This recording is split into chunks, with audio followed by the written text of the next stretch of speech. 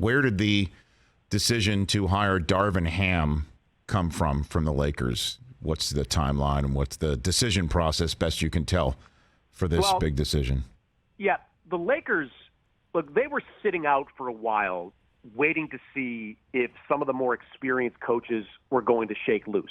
I don't know if that meant they were targeting Doc Rivers or Quinn Snyder, but they were certainly willing to wait to see how it all played out with those two coaches. Doc, of course, established guy, great relationship with LeBron. Quinn Snyder has a relationship with the Lakers front office from his time coaching in South Bay with the G League team there. So that's kind of what slowed the process down.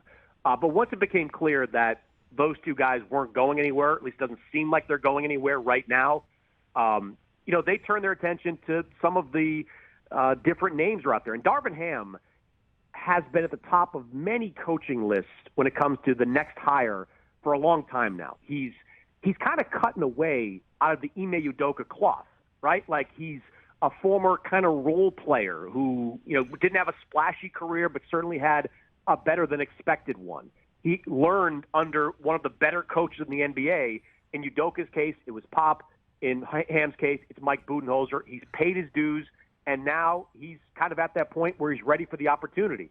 I think the Lakers made an unbelievable hire. I mean, I think he has the potential to be a coach not only for this team in the short term, where you're trying to win a championship with LeBron and AD over the next few years, but if you go into a rebuild, Darvin Ham can be that guy too. Like he can be that coach that develops young players to try to get you back to that level. So we can be critical, and I have been critical of a lot of things the Lakers have done the last couple of years, the Westbrook trade, scapegoating Frank Vogel, but Darvin Ham as a coach is a total home run. I mean, that was the right guy for them to hire. Well, and it seemed, our colleague Mark Stein saying that he got assurances that he gets to choose his staff and that a regular presence in any coaches' meetings will not be Kurt Rambis. What's your reporting on all of that stuff? I don't know. That.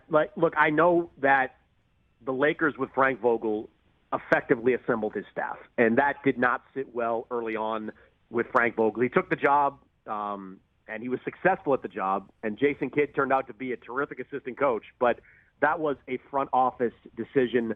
The presence of Kurt Rambis continues to be bizarre. I don't understand it. I don't understand how much heft he has within that organization. I don't understand why, under any circumstances, he would be sitting in on a coaches meeting. So if that's the case, and I have no reason to believe it isn't, if Mark's out there saying it, it's the right decision, because you can't have an ex-coach with the ear of ownership sitting in on your coaching meetings, because it will feel like there's a spy in your midst. It just will. And so I think that's the right decision, to let Darvin Ham assemble his own staff and to let the coach without having any influence from anyone anywhere else. And does Ham's hiring give you any sense or any breadcrumbs as to how the roster is going to be massaged with what's going on with this team and the seeming difficulty it is to figure it out with the contracts of Westbrook and the injury history of Davis and the advancing age, despite his incredible play of LeBron James, and the decision to be made on that? What does the hiring tell you on the contract front?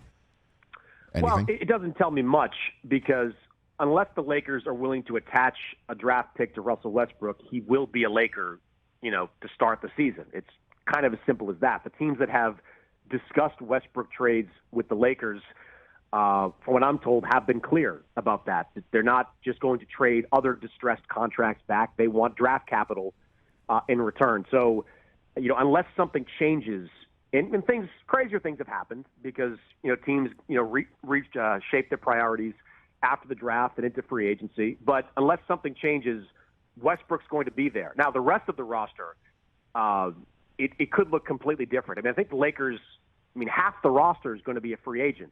They signed all these minimum guys last year who are now going to be a free agent. And I would expect Rob Pelinka to try to look for more modern players. I mean, they didn't have a lot of great length last year. They didn't have a lot of perimeter shooting last year. They need that. You look at the teams playing in the finals, what do they have? defensive versatility and shooting. Like, that's what you need if you're the Lakers. It doesn't grow on trees. I mean, you're going to have trouble finding these guys, but I expect the Lakers to go out and look for those types of players and just hope that something happens with Russell Westbrook and Darvin Ham and chemistry, whatever, that makes it work. I'm not counting on it, but I don't think the Lakers have any viable alternative. Hey, you watched all the way to the end. Thanks for that. Watch more right here.